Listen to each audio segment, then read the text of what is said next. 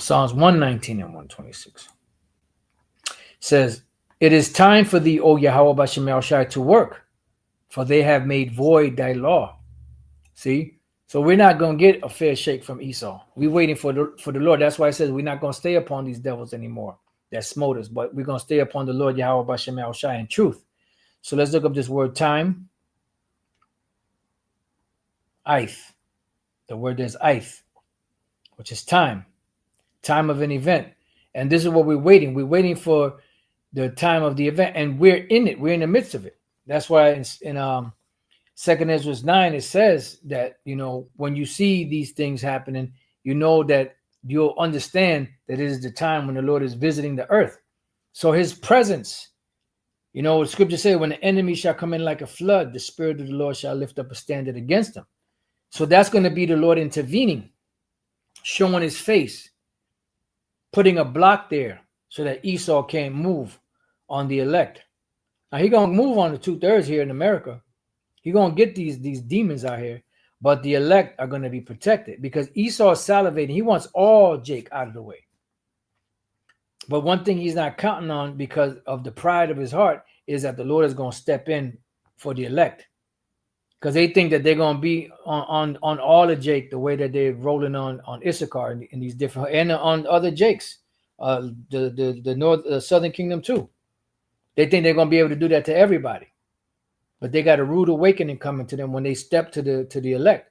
When the enemy shall come in like a flood, then the Spirit of the Lord shall lift up a standard against them. So the Lord's going to drive a wedge, a spiritual wedge, between Esau and his forces and the elect. You're not going to win, devil. So the word is panyam, which is faces. All right. So the Lord is going to show up on time. So disappoint him. See? Kodam meaning to appear, and panyam, face. In other words, to intervene when the time comes. All right. So let's read that again. Arise, O Lord, disappoint him, cast him down, deliver my soul from the wicked, which is thy sword, from men which are thy hand, O Yahweh Bashem El Shai, from men of the world. Right. They are men of the world, and they have not fallen yet. The earth is defiled under their rule, and they haven't fallen yet. And we haven't wrought any deliverance yet. But we're on the road to it. We're on the road to that deliverance. It says, which have their portion in this life. Yeah.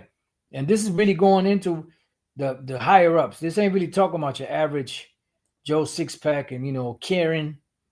This is talking about your Rothschilds, your Rockefellers, your DuPonts, your Vanderbilts, your Gettys. You're talking about the top rich families, the Merovingians, and, nations that clans of Edomites that are well-to-do, that are making so much money that the money that if you're a multi-billionaire, that's a welfare case in comparison to the trillions, hundreds of trillions of dollars that these devils have. They wouldn't even have enough time to spend all that money if they wanted to. It says, in whose belly thou fillest with thy hid treasure, they are full of children and leave the rest of their substance to their babes. Yeah, because they have inheritances that they give to their children. But all Jake has to give is in most cases is debt. It says, as for me, I will behold thy face in righteousness. I shall be satisfied when I awake with thy likeness. And this is what we're waiting for, that change. So the Lord, the first step, when Jacob's trouble breaks out, the Lord's going to step in, protect the elect. And eventually, as things progress and get worse and worse, and the world is micro C-hip, and after that comes the destruction, the missiles flying, destruction, the chariots coming, and then the elect being beamed up into Yahweh Shai's chariot. How about that? And that's when the elect are going to awake with Yahweh Shai's likeness, Yahweh Bashem El Shai's likeness.